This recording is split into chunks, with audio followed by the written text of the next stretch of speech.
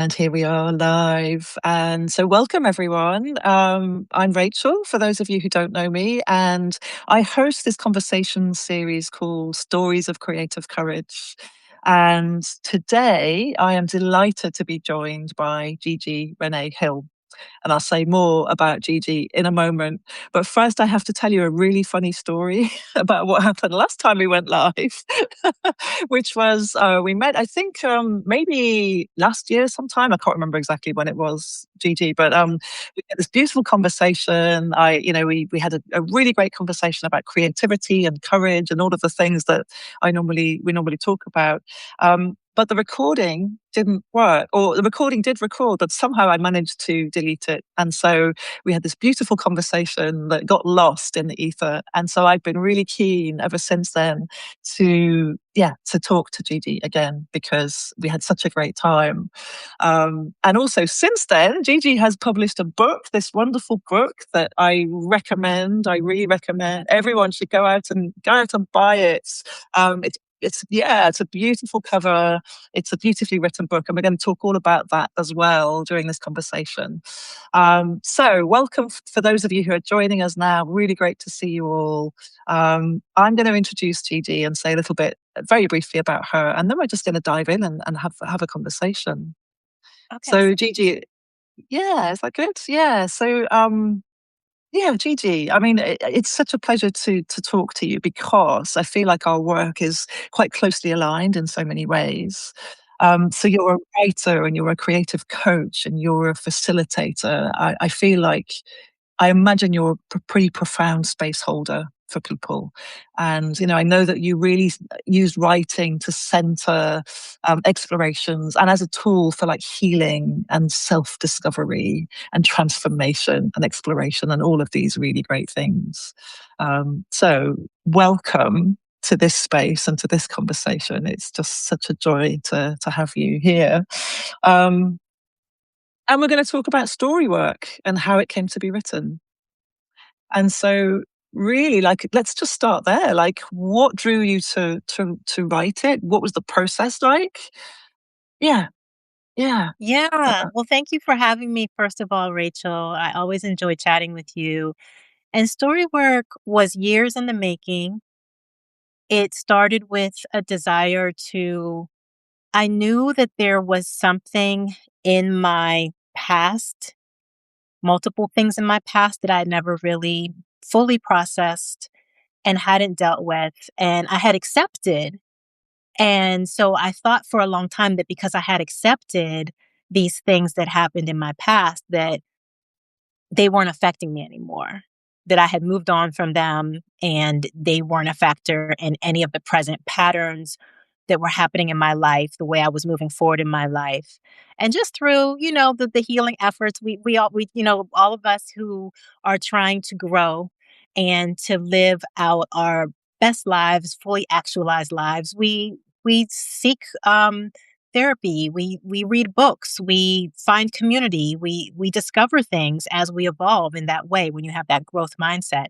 And I discovered that there were a lot of things that I was believing, limiting beliefs that I had, and disempowering narratives, inner self talk. A lot of things were going on inside my head that I wasn't really acknowledging because I just felt like I was just so familiar. It didn't feel like it was from my past or that it was anything in my way. It was just part of my identity, I thought. So one of those things that I noticed was that I just had this sort of a victim narrative that, I always kind of get in my own way and that I'm too sensitive and that my mental health challenges always block me from things that I really want. I'm always messing things up. And I honestly did not even recognize those things as problematic. I just thought that was just me accepting my limitations. This is just who I am.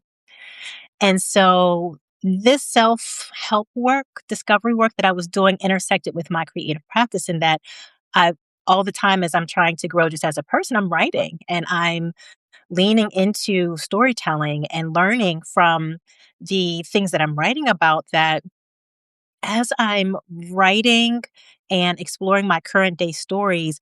And I learned from a book that I read. I think this was significant in story work, was this book called Writing as a Way of Healing by Louise DeSalvo. And she talks about, right, that's such a, like, that book was very pivotal for me. And it really got me understanding that writing about my experiences with the intention to find meaning and really examine the meaning that I'm assigning to my experiences can really shift the way I translate how those things that those beliefs, those patterns, all of those things that are happening in my life, like how they show up. So I really just kind of combine the two. And to answer your question, where does story work come from? It came from a desire to change my story, the stories that I was telling myself, these narratives that I was carrying that for so long I didn't realize I was carrying.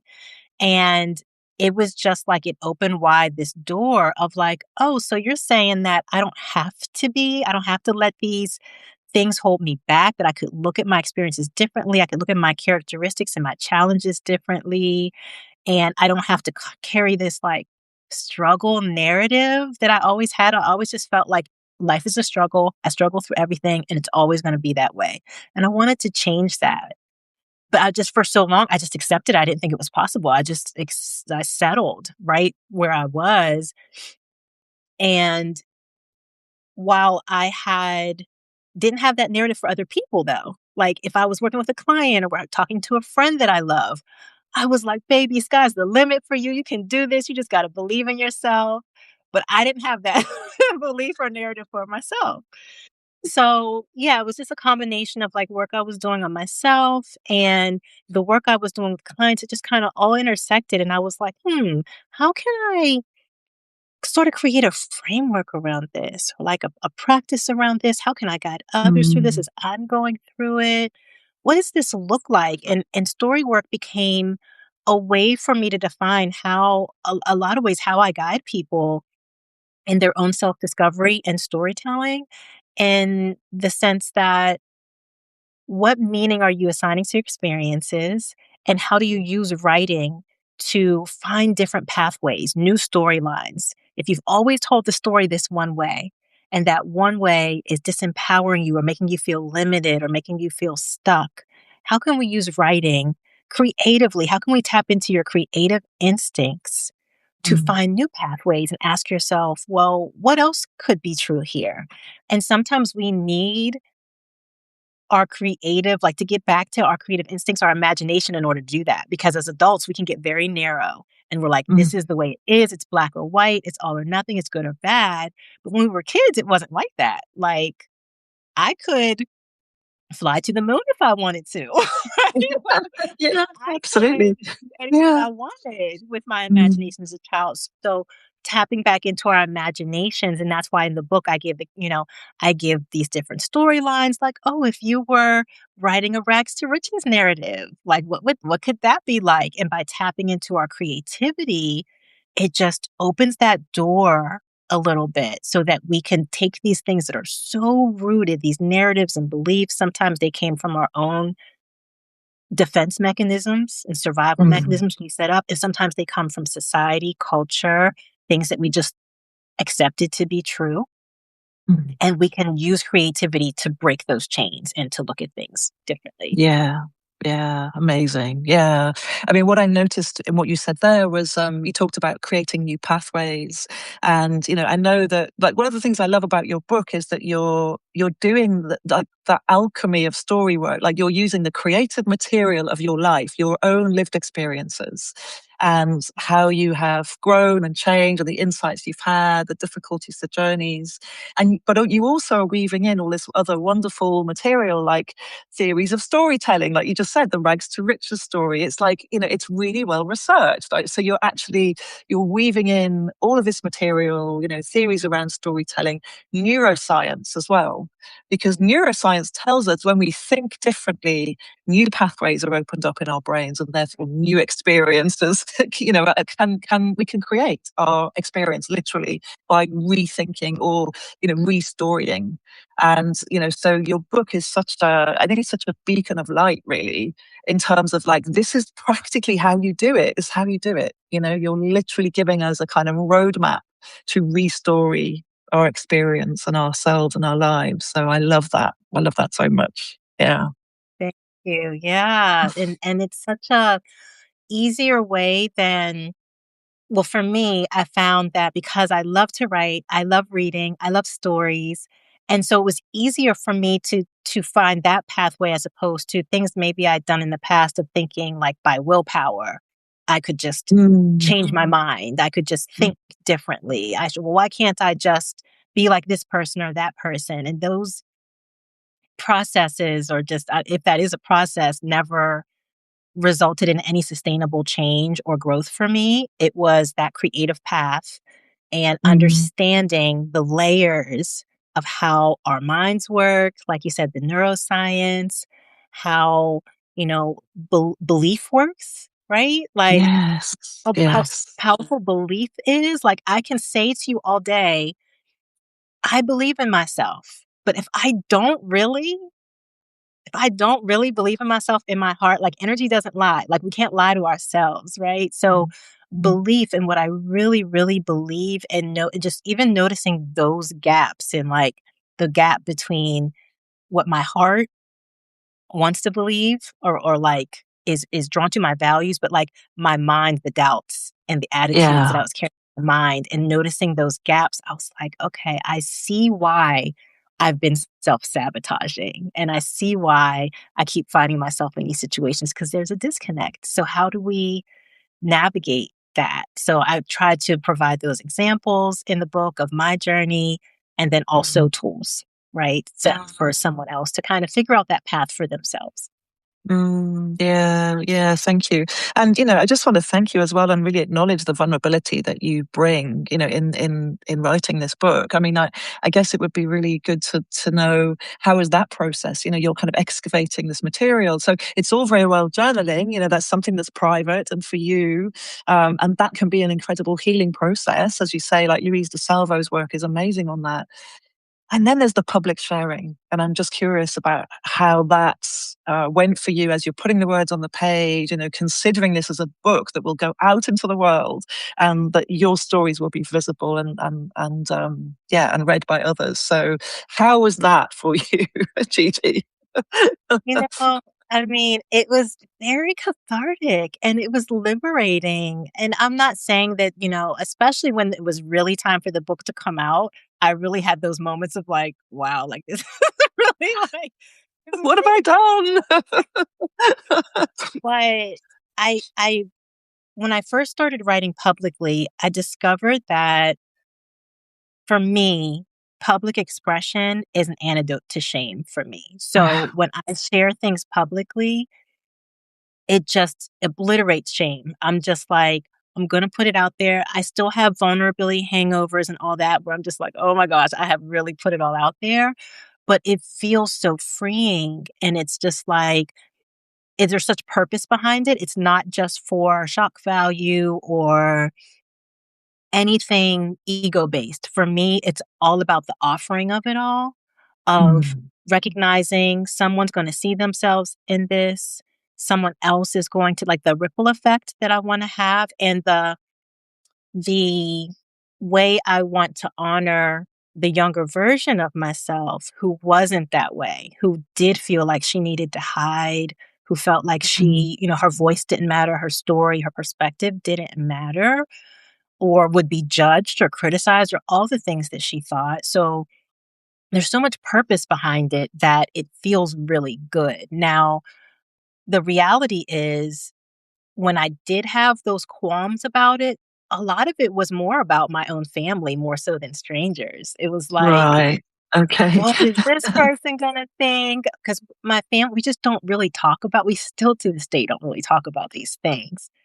Mm. So that part I was more nervous about, I think, than strangers reading it. It was more Mm. about my family, but that was one of my motivators was to change the pattern, change the cycle of silence Yeah. and, not talking about it was so hurtful to the connections, especially on my mom's side of the family. It's just so like so many of us are just in our like sort of silos of Mm. family and don't really talk to each other. And it started decades ago when my mother kind of distanced herself from everyone. And that distance, like it's still hard to navigate.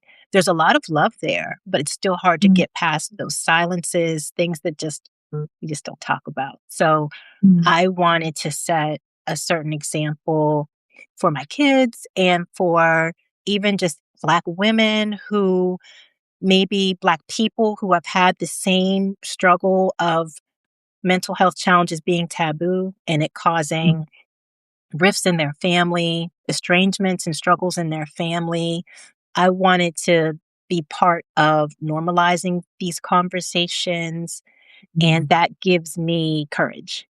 Right? So when we talk about Amazing. creative Mm. courage, that's a source of it for me. It's like, I'm going to be courageous because I noticed when my kids were little, I was perpetuating some of the same patterns. And Mm. I can say that now, like, and not feel so much shame about it. But when I first realized that I felt so much shame, Rachel, I was just like, I was doing the same thing. Like when my son was very little, I didn't get him the help he clearly in hindsight needed some help with, like, attention, like, as soon as his teacher said to me something about ADHD, I was like, "Nope," talked to my family and kind of got the same sort of old narrative, "No, he's fine, we don't want him to be labeled, and we don't want him to be ostracized because of this," so we didn't get him the help he needed, and there were just certain patterns that at one point I had to be honest with myself that I was perpetuating, and I was like, "Wait a minute. Wait a Ah, minute." I didn't even yeah. realize And Yeah. so I was like, so now I talk about these things. So maybe someone else can see themselves and, know that it's okay to realize and change your mind and change your ways. Yeah, thank you. I mean, I really hear that, it's difficult, isn't it, sometimes, but getting beyond our egos and then that kind of, it's not about us, actually it's about how we can help others, how we can serve others, how shifting that perspective might just change a life in a really small way or a really big way, if someone, and particularly, yeah, the Black community, like Black women, I really love what you say about that stereotype of the strong Black woman and how you were kind of perpetuating that, and that takes courage to like notice that and lean into it and then have the courage to reconfigure that. We don't always see it, and I think that, talk about courage, it's like, yeah, owning that, owning our avoidance, our resistance, all of that, so important, so important there. Thank you. Yeah. um I wanted to stay with this theme of creative courage because, I know we've talked about this before, and you write about it a lot, and I write about it a lot. I mean, I just think there's so much there to mine and to explore. What I love about the way you define, or how you define, creative courage is really interesting because it's fundamentally about self care, Yeah. as you Yes. put it. So I would love you to talk more about that because that's a thing that for many of us we wouldn't necessarily make that connection. That creative courage is about self care, and I think it's so important and so connected to what you've just been saying. So, yeah, go Mhm. ahead and say more about that and how that is for you. Yes, yes. It's a very strong connection for me because when I started making changes in my life, like looking instead of living according to these predetermined expectations and fitting in patterns that had been laid out for me, and I started deviating and saying, what is an authentic life look like for me? Mm. Creative courage was such a big part of that because I had to have the courage to think about things creatively instead of just going with the flow, right? With or what Mm. someone else had told me to do. And so where self-care came into that is that I realized that the way I had been doing things in life, you know, grind until you drop, right? Be strong, don't show any sensitivity. All of these things were so draining to me. And I had to allow myself to think like, well, what energizes me? I've been living this life like that everything's draining, everything is kind of sucking out my life, life force. It felt like, what is energizing to me? And that's when I really started trying to understand self care in a deeper way. At first, I did Mm, think of self care as like, I kind of was dismissive of it because I thought of self care as pampering and luxury mm, and or either that extreme or like the basics of like, taking a shower, like eating well, and that's part of self-care for sure. Both of those extremes are part can be part of self-care. But really fundamentally what shifted for me when I started thinking of self-care as like, what do I need in order to be my most authentic self?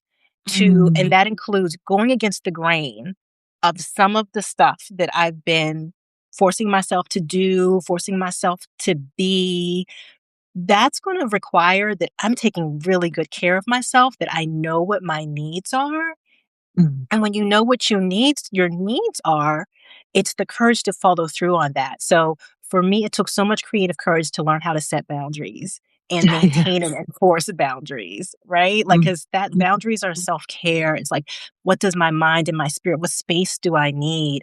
When do I need to say no? And then to support my own self when I deal with people not liking that or relationships changing and shifting to make these big shifts in your life, or I want to actually make it more accessible and not say big shifts. It's very incremental. It's very much a mm, little bit at a time, but to make these incremental shifts in your life, to live more aligned with who you really are, it requires so much courage. And what you need to support courage is to know how to take care of yourself. What do you need? I need to move my body.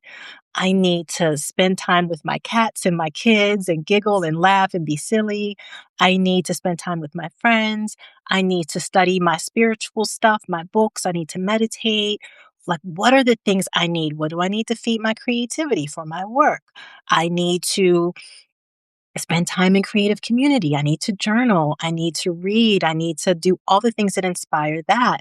And if I'm not taking care of myself, then all of the things that make me who I am, like that express my values, all of those things are going to suffer and I can easily fall back into old habits of reactivity, right? Like mm, people pleasing and mm, not speaking up for myself, like just all the old habits when I'm drained and I'm not taking care of myself, it's harder for me to live in that way. So there's this very strong connection in the book.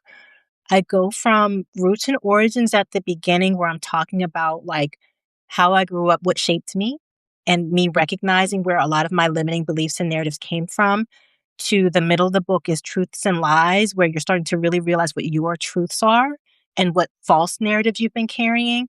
And then the end is voice and vision. And that's where I talk about creative courage because it's like now that you know these things, how do you find the courage to actually live in accordance with your values and the story mm, you want your life to tell?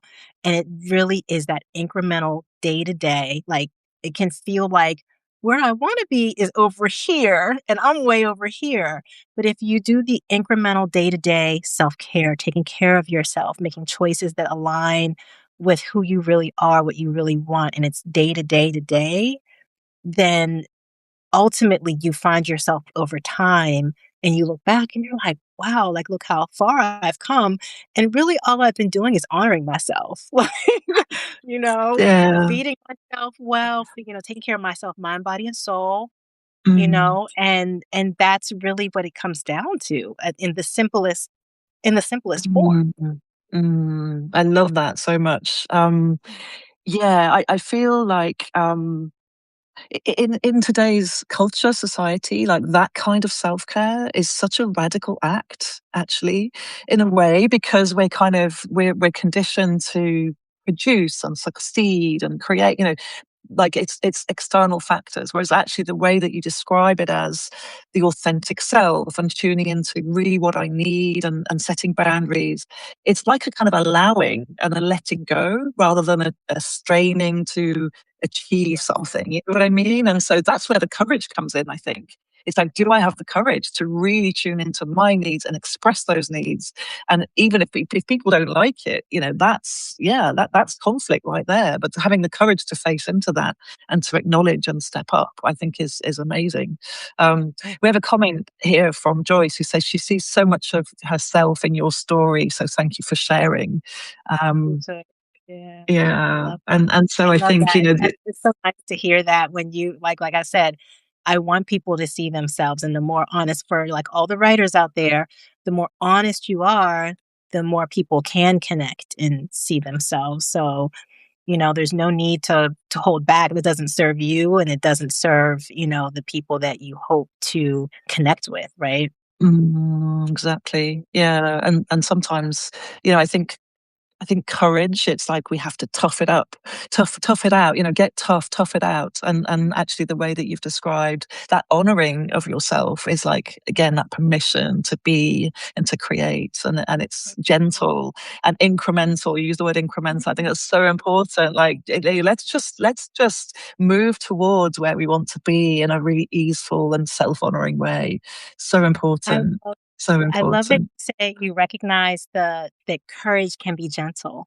Because for so Yes. long in my life, I felt like I really carried this belief that I was just like, the world is too harsh for me. I'm too sensitive. I'm too fragile. Like, I just need to stay in my little corner, like, because it's all a bit too much. And I just did not think of myself as someone who was brave or, Mm, had the courage to have an impact, really. I just didn't mm, see myself that way because I thought I mm. was too gentle, but realizing that, again, courage and all of these things, it's like how we just assign meaning to it. I was assigning a meaning that, I guess from my culture, it was like courage was if someone if you, I don't know, crash out and tell someone where they can go when they do something wrong, right?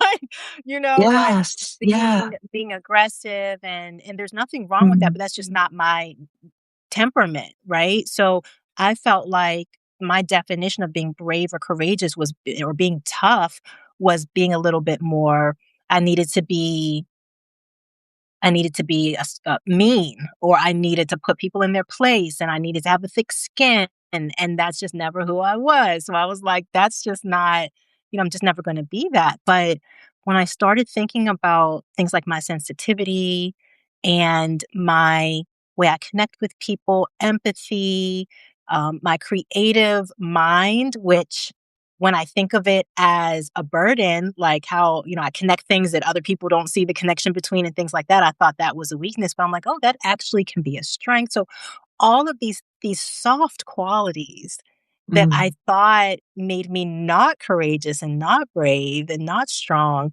it's that reframing and realizing that they actually are very powerful if I learn to honor that God made me this way, that there's two ways I can look at it. I can look at it a way to be disempowered, or I can look at it a way to be empowered. And that's my choice. And so that really, just the fact that we have that free will choice of how we want to look at it mm, is it takes courage for that too, I think, Rachel, because it mm. can be scary. The Marianne Williamson quote where she says, my biggest fear is not that I'm weak, it's that I'm more powerful, that, I'm messing it up. But everybody knows that quote.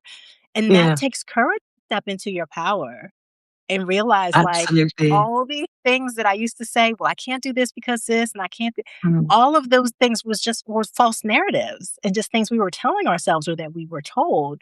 So when you realize you really do have power to change, power to become, mm. it takes courage to like harness that. Like, whoa, It completely does, yeah. And the way, so my framework, the framework that I work with for creative courage is first seeing what's there, and recognizing, acknowledging it, and then believing. So this it's kind of cultivating that faith, to realize that we have stories to tell. Our stories are powerful. Our stories are meaningful. Our stories are unique and need to be shared. And then the doing comes next, but then it leads to the becoming. And I feel like, then we become who we want to be, but first we have to see it before we act. And then over time, like in that incremental way, the more we take action, then we become the person that we Mm, want to be. yeah. Um, it sounds so simple when you put it like that. It's simple but not easy, I think, is the thing, Yeah. It's simple but not easy. Because we have to constantly keep checking in, and recalibrating. And, it's Yeah. and and dealing with the things that have kept us small, the conditioning, you talked about survival mechanisms. I talk about that too in my work, all of those things that get in the way. Um, so I think I love this idea of soft power and this gentle courage. Lena's put a comment in the chat as well saying it's a connection she'd never thought of before, and she'll think more about it and, let it change the way she approaches courage in her life too. So this is really, it's fantastic to really bring these different perspectives to what courage is and what power is. And yeah, all courtesy of your book. Yeah. Oh, I love that. Love to hear that. And I love what you said about action when you're talking about your framework, because that's something else Mm, that I talk about in the book is like many of us reach the point of like mentally recognizing that there are some reframes that need to happen and that there's other paths we can take, but we get stuck in our heads and don't take yes. the action. Yes. And so that is such it's essential for what you believe or want to believe, because belief sometimes is a muscle we have to build, right? And the faith part, you Mhm. mentioned that as well. We have to build that, and we build that muscle through actions. It can be small, tiny, tiny micro choices, right? Where we choose differently. But Mm. that's how we really call it in. The things that, the relationships we want, the opportunities we want, the life we want to experience, we call it in through our actions. And that's Absolutely. Yeah. so easy to be kind of stuck in the and I Mm. definitely went through that. I talk about that a little bit in the chapter called Unreliable Narrator, where I was like, okay, I'm learning all these things, but I'm actually not putting them into action. I'm still showing up in my life the same way. So I just feel Mm. like a lot of people can relate to that, where you kind of know better, but you're not doing anything different just yet. Absolutely. And, so the doing is the kind of bridge between the believing and the becoming. We can't become someone else unless we take action, right? So it is so important. But it is the piece that, if we lack courage, we kind of maybe don't want to take the action. And that's where communities come into their own, supportive witnesses and people we can kind of travel alongside because they can keep us accountable for our actions. They can witness, they can encourage, they can cheerlead, they can question like you didn't do that thing, um, you It's so know, important. um, Yeah. and we can do that for each other. So yeah, I love that. So important. And because then the practice, then whatever we're doing, like micro actions, whatever it is, writing or just changing a habit, even, the more we do it, the more it becomes it, we embody it then it becomes who we are. We're a person who does the thing, whatever that is. So it's super important, I think, to take action and to really hold ourselves accountable in a kind of gentle and also constructive way, I think, Yeah. So yeah. Yeah, and Um, I think mm, that, when we're doing that and we feel those moments of doubt, what I hope that people take away from the book is that this isn't to say that you won't have those moments. We're gonna wobble, we're still going to see mm, patterns show up in our lives, and I close the book with the idea that, when in doubt, remember your why, right? That's pretty essential and fundamental. But for me, it really came to like our why can be all of these very specific things. But for me, it came down to like love versus fear. And like, how mm, do I want to live my life? Do I want to live my life from a place of love and abundance and possibility? Those are huge That's a huge value for me to live from a place of love, or do I wanna live from fear? So, 'cause mm. I'm scared all the time, Rachel, like, I'm scared, like, Me all the too. time. Like, I worry, Mm. the fear doesn't isn't gone from me. It's still very Yeah. much a part. a presence, but Mm. putting it in the back seat, like not letting it drive, trying to make as many decisions as you can from a place of love and from hope. And that's my language, right? Someone else might have a Mm. different language to express that or different values that they put in those spots, but that's what it really like comes down to. And that's kind of like the practice is like every Yeah. day trying to show up and remember you're going to have tough days, you're going to be feel tested and all of that. But at the end of the day, what's in the driver's seat? Like what values are you trying to express in your life? And that's what it like Mm. really comes down to. I love that. It's beautiful. I mean, just living from that place of love, choosing love rather than fear. The fear doesn't go away. But there's something I think about fear, which is it points us towards love, more love. It creates more space for love. It's pointing us towards what really matters. Mhm. So if we can harness that courage to take that step anyway, then we're more open to love. Yes, Yeah. yes, yeah. Fear lets us know that something really matters to us, right? Absolutely, it really does. Yeah. So we've got more people joining. Welcome to those of you who are joining. I'm here with Gigi Renee Hill, and we're talking about her wonderful book, Story Work. Show us the cover, Gigi, so we can see. Yeah, I highly recommend it. And we're talking about rewriting, sort of reframing our stories, the creative material of our lives, in order to reframe our experience. So that's what we're talking about. I've got one last question I'd love to ask you actually about this, and it's kind of in a way it's sort of continuing this conversation we've had about wholeness, because you have a whole chapter that you talk about unmasking. That we wear Yes. masks as humans, and so the process of unmasking and kind of becoming, I suppose, our true selves. And you've talked about authenticity already.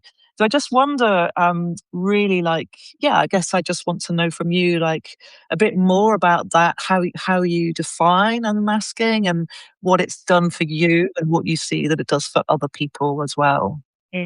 Yeah. That's one of my favorite chapters because it's played such a big part in my journey in realizing that I thought that my mask was something that I needed in order to survive and Mm. to be accepted, to be loved. And so taking that off and allowing myself to really truly be seen, all my insecurities, all my flaws, all my truths that were really inconvenient and uncomfortable, that when we talk about courage, that really was, required a lot of courage and a lot Mm. of integration, right? Like Mhm. integrating, like you asked me about vulnerability, and I said, vulnerability is like this antidote to shame for me. And so that part, integrating things that I was ashamed of or that I thought if they would be seen, beyond the mask, that there's fears of all these fears come up, abandonment, criticism, judgment, all of that. And one of the parts in that chapter, I talk about how this Japanese philosophy of three faces and how there's this face we show to our family and friends, there's a face we show to the Mm. public world, and there's a face that's just for ourselves. And how the idea to get back to that, your true self, the face that like that's really who we are. Sometimes we won't even acknowledge that for ourselves. Mm. And the path that I lay out for that in the book is through creativity. I went back to my creative self as a child. What lit me up as a child? When did I feel most imaginative and powerful and free as a child?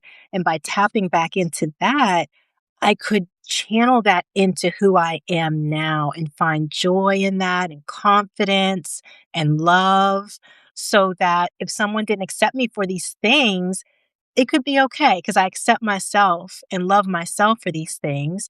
And as you accept and love and express these parts of yourself that have always been there, like having kids, I see how they are they're grown, they're almost grown now, but they are who they always were, right? Like I remember their personality showing up when they were infants and they are who they always were. So that's true of all of us. Like the things that we love, that light us up, that inspire us, that move us, that we're natural at, there were seeds of that always.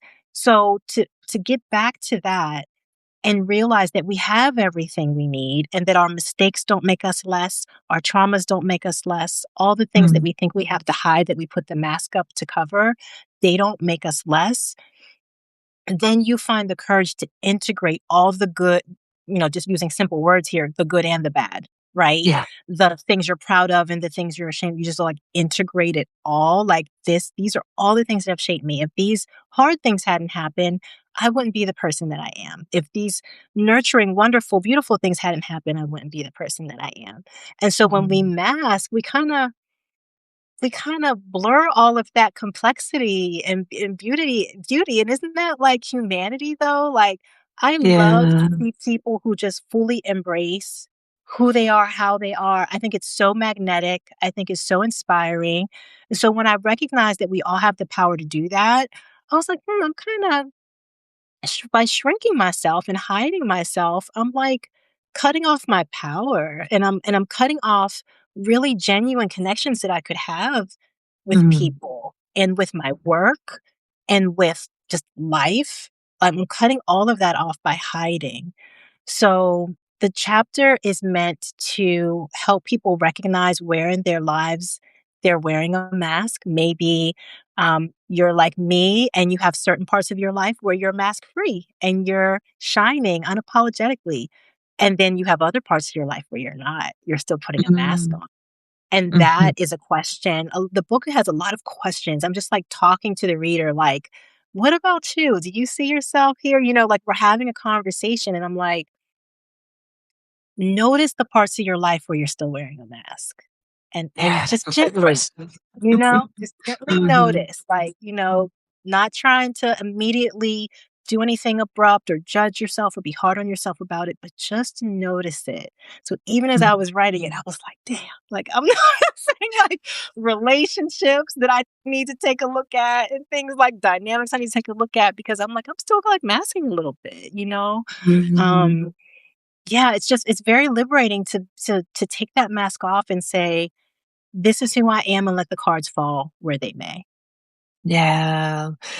I mean, that's just so true. Like you say, that's humanity, the kind of the bad bits, the shadow bits, the kind of the bits we want to avoid and we don't want to name, we're ashamed of, those bits aren't going anywhere either, And if we don't actually sort of stop and acknowledge them and kind of work with them rather than ignore them and seal them off, they'll just keep coming back anyway, right? And so actually to stop and acknowledge and just say, this is who I am. I mean, it is a lifelong process, I think. It takes a lifetime. Like you say, we might be unmasked in some areas of our lives, and in others, we're still wearing the mask. But if we begin, like you say, incrementally and slowly, and where it feels safe to do so, unmasking in one area, then we have been through that experience. It's like, oh no, I'm still here. I'm still alive. I didn't expire. Yes. I didn't die. It's okay. It's safe. So I love that chapter too. It's interesting that it was your favorite one because somehow I sense that actually in the reading of it. I love that chapter too. Um, Okay, we're coming to the end of our time here. I would urge everyone to go and read this wonderful book because it is very inspiring. And like you say, Gigi, you're not, what I love your humility because you have such a lot of lived experience to share and loved experience to share. And also, also you're asking questions for the reader. So this is also it's an active process. This journey, it's not just passive reading. It's like you're prompting us the whole way. So it's also um, a roadmap as well for our own journey, which I just love. So two questions. First of all, where can we find it, this book? And also, where can we find you and what else are you up to? So this is the chance for you to talk about your work, really, for everyone who's Okay. here. Yeah. You can find story work really wherever you get your books. It's always great to go if you're in the States to go to your local bookseller and ask them for it. I would say that first, or to bookshop.org, which supports independent booksellers. You can also get it on Amazon. You can request it at the library. It's on Barnes& and Noble, all the places, and it's on my website, which is allthemanylayers.com, and that's also where you can find, as Rachel said, I'm an author, I'm also a creative coach and facilitator, so that's where you can also find my services in terms of my writing group and my workshops and my coaching programs, and my I also have other books you might want to explore that are very much about the self reflection and the personal growth, just like story work is. Those things can be found on my website and I can be found on Substack at thelayers.substack.com. Well, I guess my Substack information is readily available here. And then I'm on Instagram a little bit. You can find me there. I don't spend a lot of time on Instagram these days, but at Gigi Renee with two E's writes. Gigi Renee writes on Instagram. And I think the best way to reach me though is through Substack. That's where I spend most of my time. And I'm just working on Storywork came out in November, so for those of you who write or who want to write books, it's definitely an ongoing process to continue conversations about the book. I've been spending a lot of time just having conversations like this, talking to organizations and groups and how they can use the concepts of storywork in their various endeavors and whether it's overcoming. I've talked to writing groups about how they can reframe the story of their relationship with their writing. And I've Mhm. talked to counseling centers about how they can use the concepts and story work with their patients who are doing mental health work. So it's just been really beautiful to see how just that concept of reframing our stories, narrative healing, show up in so many different shapes and sizes and projects and groups and wanting to spread the power of creativity and writing. So I've been trying to find unique ways to do that in addition to my coaching programs and workshops that I do that are all in some way related to this kind of work. So Mm. if that interests you, follow me on Substack and Mm. yeah, like Mm. say hello. Yeah, amazing. I will I'll post all of those links in the replay and I promise this time I will not delete the recording by I'm mistake. so Uh, sorry. um, no, it's wonderful. And I mean, that's such a beautiful place to bring the conversation to a close. The fact that story work rather, has a life. Beyond just the kind of writing communities, taking it into corporate organizations, taking it, to out into the world, like that is a really inspiring thought, and a really wonderful place to finish. That it's a way of thinking and being and living. It's not just about writing, it's actually a way of, all of us are storytellers. By human nature, we are storytellers. So to actually sort of take that into other contexts, I just think is so exciting. And I can't wait to see what next for you. It's amazing. I Uh, appreciate it. Thank yeah, you for it's having me here today to talk about it. And yeah.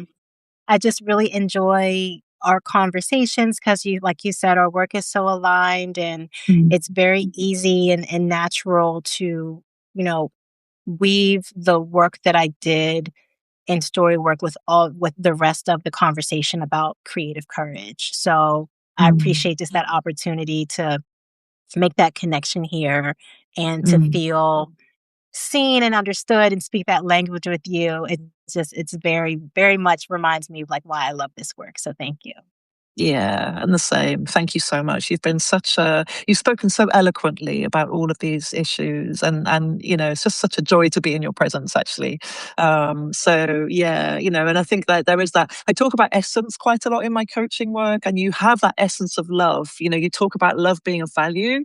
I would say, actually, to me, it's your essence. So it's always beautiful to be in your presence because of that essence. It just shines from you. So thank you for Thank sharing your journey, your wisdom. It's just enlightening for me, and I'm sure everybody else who's here. So thank you to you. Thank you to everyone who's shown up and joined us for this conversation. And I'm sure there'll be many more people as well who'll see the replay as well. So the conversation will continue. But Gigi, Thank you so much. I could speak to you all evening, actually, or yeah, it's daytime for you, but yeah, I'm sure there'll be more of these conversations as well. So for now, I hope just so. yeah, yeah, let's say goodbye. But yeah, thank you again. It's just brilliant to see you today. Thank you, Rachel. Okay, Thanks for you're having me. I'll talk. welcome. Yeah, bye bye, everyone. Great to see you. See you again.